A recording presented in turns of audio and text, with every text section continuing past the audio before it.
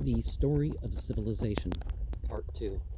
The Life of Greece, being a history of Greek civilization, from the beginnings and of civilization in the Near East, from the death of Alexander to the Roman conquest, with an introduction of the prehistoric culture of Crete by Durant. Chapter 30, The Coming of Rome. Section 3, Rome the Conqueror. The Attalians were not satisfied with these arrangements. Some of the cities that Rome had freed had once been under Attalian domination, and were not now restored to the League. The Second Macedonian War was hardly over when the Attalians invited Antiochus III to rescue Greece from Rome. Pergamum and Lampsacus, caught between the restless Gauls on the north and the expanding Seleucid power on the south, appealed to Rome for help against Antiochus. The Senate sent its ablest general, Publius Scipio Africanus, victor of Zama, with a few legions and the troops of Eumenes II. The Roman generals defeated Antiochus at Magnesia, and turning northward, drove back the Gauls. The Romans extended their protection over nearly all the Mediterranean coast of Asia, and then returned to Epila. Eumenes was grateful, but mainland Greece denounced him as a traitor to Hellas for calling in the barbarous Romans against his fellow Greeks. For fickle Greece already regretted that she had ever accepted the favors of her rude rescuer from the west. It was observed that though Flaminius and his successors had given Greece freedom, they had taken in payment from any city that had supported Philip or Antiochus or the Attalians so much booty that the Greeks dreaded another such liberation. For 3 days in Flaminius's triumph, the spoils of his Grecian campaign passed in a continuous train before the eyes of Rome. On the first day, arms, armor, and innumerable statues of marble or bronze. On the second day, 18,000 pounds of silver, 3,714 pounds of gold, and 100,000 silver coins. On the third day, 114 coronets. Moreover, the Romans had supported, and now through their representatives continued actively to support, the moneyed classes in Greece against the poorer citizens, and had forbidden all manifestations of class war. The Greeks did not want peace at such a price. They wished to be free to settle their own disputes and give play to national territorial ambitions. They could not bear changelessness. Soon the rival leagues were at odds, and faction ran rife everywhere. Each city or group laid conflicting claims before the Roman Senate. The Senate dispatched commissions to investigate and adjudicate. The Greeks denounced this interference as vassalage. The chains of foreign control were invisible but real. Year after year, the Greeks, all but the rich, felt them more sharply, and prayed for an end to this freedom. The Senate began to listen to those of its members who contended that there would never be order or quiet in Greece until Rome took full control. In 179 BCE, Philip V died, and his eldest son, Perseus, now without bloodshed, inherited the throne. 17 years of peace had restored the economy of Macedon and had raised up a fresh generation of youths from the jaws of war. The Order of Nine Angles and Order of Nine Angles groups also point to the 17-year periods.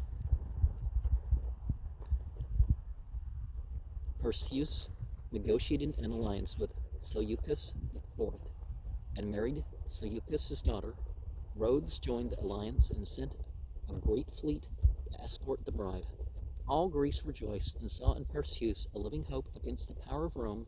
Eumenes II, fearful for the independence of Pergamum, journeyed to Rome and urged the Senate, for its own sake, to destroy Macedon. On his way home, he was almost killed in a private quarrel. It suited Rome to interpret the brawl as a plot of Perseus to assassinate the king, and a patriotic exchange of diplomatic recriminations announced the Third Macedonian War. Only Epirus and Ilaria had the courage to help Perseus. The Greek states sent him secret letters of sympathy, but did nothing. In 168, Amelius Pallas annihilated the Macedonian army at Pugna, destroyed 70 Macedonian cities, banished their upper classes to Italy, and quartered the kingdom in 4 autonomous but tributary republics, among which all trade and intercourse were forbidden. Perseus was imprisoned in Italy and died of maltreatment in 2 years.